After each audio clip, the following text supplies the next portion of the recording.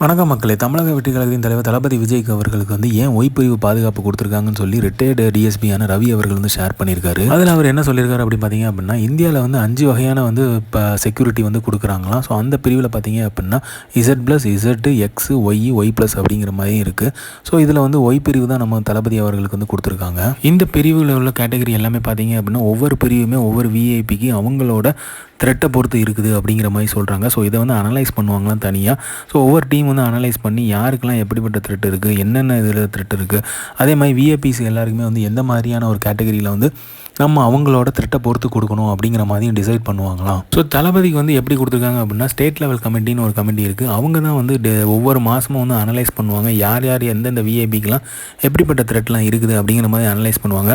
அந்த அனலைஸின் அடிப்படையில் தான் தளபதிக்கு ஒய் பிரிவு செக்யூரிட்டி கொடுக்கணும் அப்படிங்கிற மாதிரி டிசைட் பண்ணியிருக்காங்க. ஆனால் அதுக்கு முன்னாடியே தளபதி அவர்கள் பாதுகாப்பு கேட்டிருக்காரு. அந்த மாதிரியான தகவல்லாம் பயங்கரமாக பரவுச்சு. ஸோ அதெல்லாம் எதுவுமே இல்லை அப்படிங்கிறத கிளியராக சொல்லியிருக்காங்க.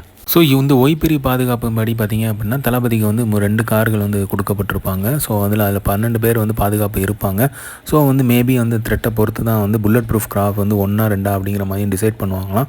ஸோ அதன் அடிப்படையில் தான் எல்லாமே கொடுப்பாங்களாம். ஸோ 12 லட்சம் இதுக்கு செலவாகுது மாதந்தோறும் அப்படிங்கிற மாதிரி சொல்கிறாங்க. ஸோ அந்த 12 லட்சமே கவர்மெண்ட் தான் ஏற்றுக்கும் அப்படிங்கிற மாதிரி சொல்கிறாங்க. இதுக்கு முன்னாடி தனியார் செக்யூரிட்டி பயன்படுத்தியிருந்த தளபதி விஜய் அவர்கள். ஆனால் இப்போ ஒய் பிரிவு கொடுத்துருக்காங்க செக்யூரிட்டி. இது முழுக்க அவர் எங்கே போனாலுமே எந்தவித அசம்பாதம் நடக்காமல் இருக்கிறதுக்காக அவங்க பாதுகாப்பு கொடுக்கறதுக்காக தான் கொடுத்துருக்காங்க.